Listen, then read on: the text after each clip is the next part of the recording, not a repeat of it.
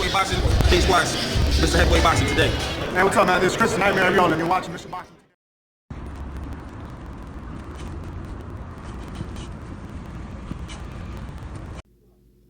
Heavyweight boxing fans, what's the deal? All right, man. So Michael Hunter, he took to Twitter yesterday, as you see right here, to give us an update about his ring return, and he'll be back December 19th, taking on TBA right now. So there's no opponent set right now. We're waiting to hear an opponent. I'm pretty sure it's going to be some type of tune-up, all right?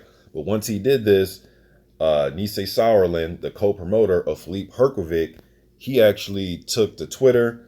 And he took to Twitter because not only will Michael Hunter announced his fight, he also put this on Twitter. He says, tune up in December, and then we go animal hunting. And we all know who he's referring to. That's El Animal Hunter-Hrgovic, all right? Because Hrgovic went on a tear after his win over Rydell Booker. He had an interview with Chris Mannix post-fight, and he was calling out everybody. And I like the fact that Philippe is taking the time, the Croatian fighter is taking the time to learn his English, to brush up on it so he can be a crossover star here in America, be more relatable to the American fight fans. But he called out Michael Hunter and Chisora, a few other guys, all right? So Hunter responded to him, and then Hunter came out and left this. And then after this is when Nisei Sauerland, he did an interview with Sky Sports, and he went on to say this about Michael Hunter. He says, the Hunter fight would be great, Sauerland told Sky Sports. We've accepted it once before, actually. I think it was Saudi Arabia. We had him offered to us, but he fought Povetkin, which is totally understandable.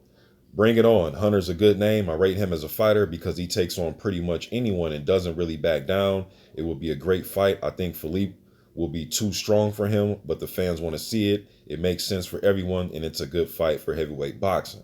All right, before I move on further, I do agree with him. Hunter does take on guys that are perceived to probably beat him or is looked at as a 50-50 fight. The Martin Bakole-Alunga fight, and the fight with Sergey Kuzmin, just to name a few. All right, and then the Povetkin fight. The fight with Usyk, you know what I mean? This isn't a guy who's going to shy away from action, man. So I agree.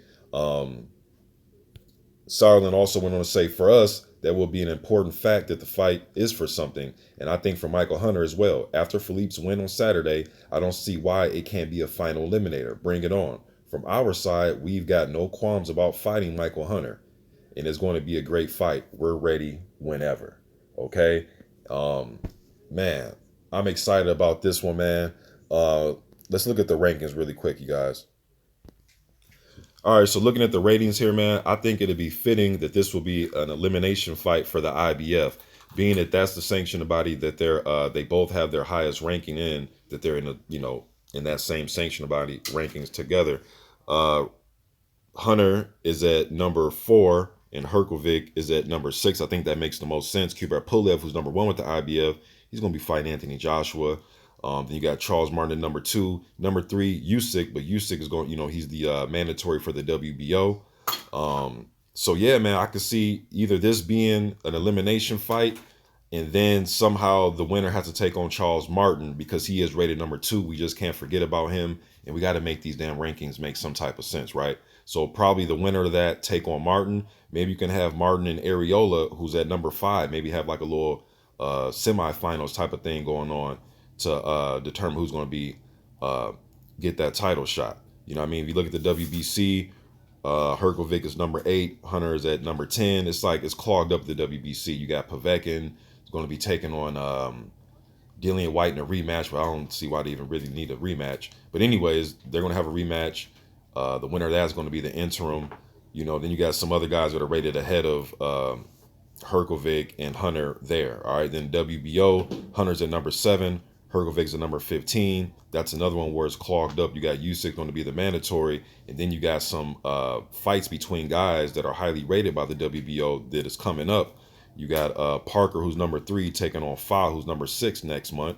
And then at the end of this month, you got Dubois, who's number 3, taking on Joyce, who's number 11. You know what I mean? So I just don't see it being an elimination fight for the WBO. I think the IBF is the way to go in this instance. I cannot wait until, after December 19th is over with for Michael Hunter. I think he's going to go in there and handle his business against, said journeyman, whoever that is. And then after that, let's get the Philippe Hrgovic, Michael Hunter fight. As you see, these are just photos from Saudi Arabia. This is the night that Hrgovic took out Molina. And also on that card, you also had Michael Hunter against Povetkin. And like Sauerland said, there's, you know, it's understandable that Michael Hunter chose to take on Povetkin last year instead of Hrgovic at that point in time. But now, you know, let's move on. Let's fast forward and let's get Hunter versus Hrgovic. I'm going to do as many videos on this. I'm going to really push for this one, man, as a fan, because I like this fight. So whenever they go back and forth with each other, I'll let you guys know. Y'all let me know what you think in the comment section. I'm gone.